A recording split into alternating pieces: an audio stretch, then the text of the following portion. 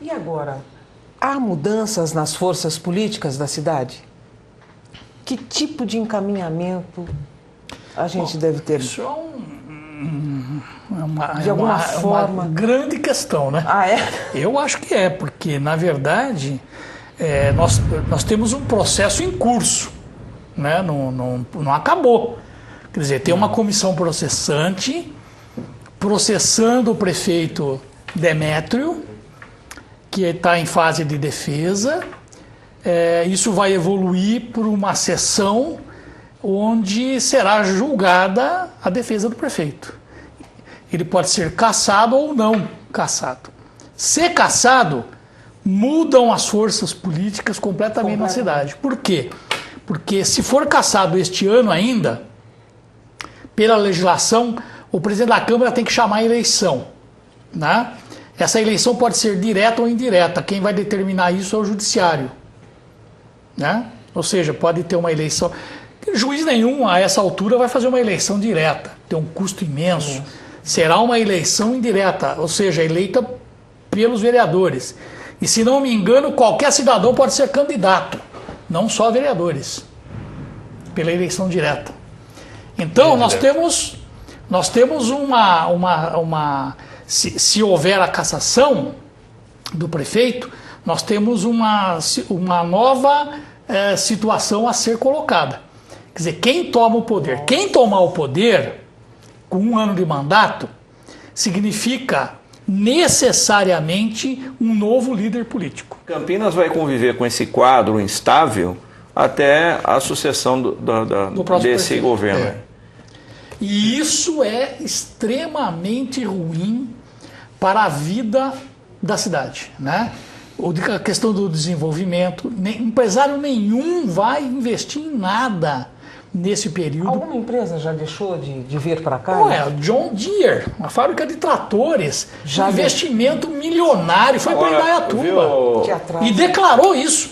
Eu ia instalar em Campinas, não vou por causa dessa situação. Agora, eu não acho isso ruim. Eu penso que Campinas precisa fazer uma autocrítica. Porque o que houve até agora foi uma tentativa, essa ideia de desenvolvimentista foi um pouco exasperada. Eu volto a dizer, Campinas não tem uma infraestrutura e um planejamento urbano para recepcionar essa aceleração desenvolvimentista que estava se fazendo aqui.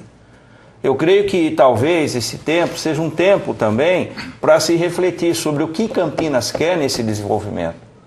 Porque o preço que está pagando hoje por essa permissividade, pressionada por forças capitalistas aí no campo da incorporação imobiliária, principalmente, no campo também da indústria, gerou isso aí. Esse é o preço que Campinas está pagando por não prestar atenção e não ter um pouco, né, talvez, de pudor de entender o que é o desenvolvimento que ela quer. Né? Hoje nós não sabemos, porque quando se fala em desenvolvimento, o foco instala-se indústria e a expansão imobiliária.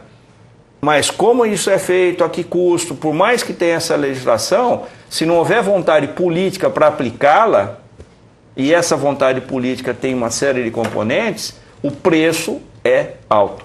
A maior evidência disso que você está colocando é um relatório que foi publicado há uma semana pela Secretaria Estadual do Meio Ambiente, que mostra que a região do PCJ, né, a bacia do Piracicaba, Capivari e Jundiaí, é mais poluída do que a bacia do Alto Tietê. Imaginam isso? Né? Os recursos naturais, especialmente água, na nossa região, está sensivelmente prejudicada justamente por esta falta de planejamento. Efeitos graves para a Sanasa.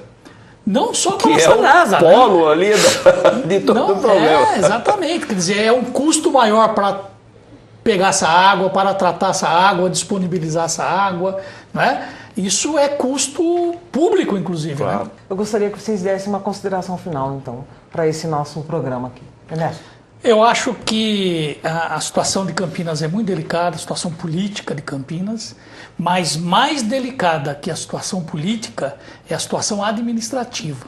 E isso, seja quem for o prefeito que estiver lá, ele tem que estar atento.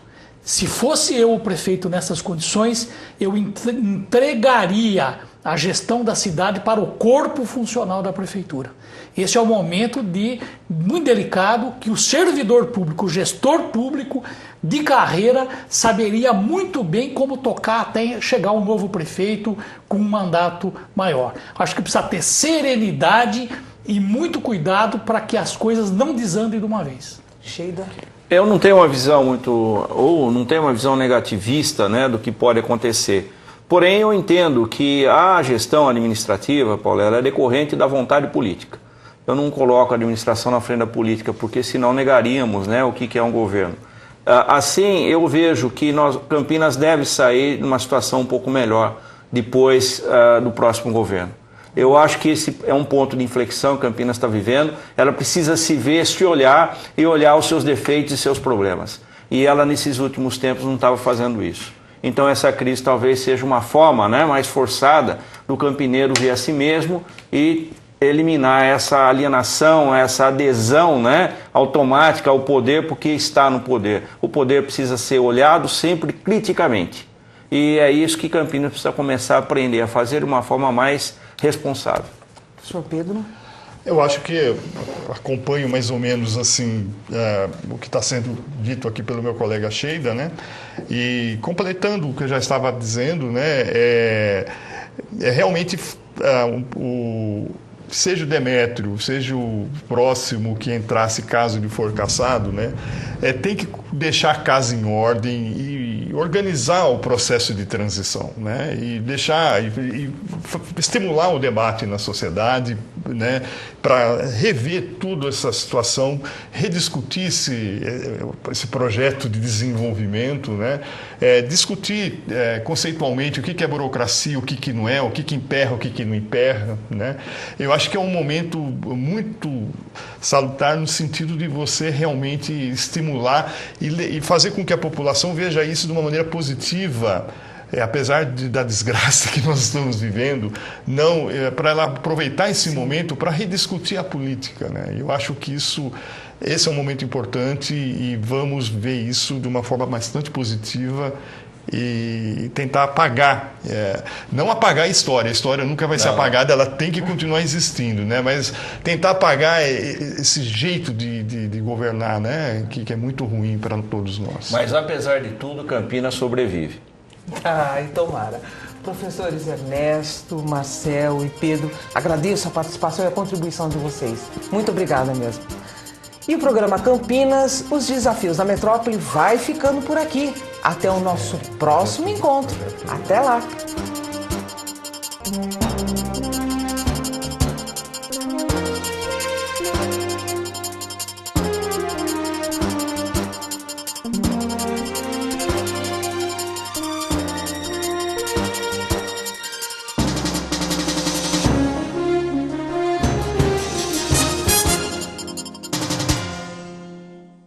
Com um terço já é difícil fazer este comercial. Imagine uma avaliação. 1 a cada 3 alunos faz avaliação do ensino. Colabore com esse número. Acesse o site puc-campinas.edu.br/aluno. Avalie.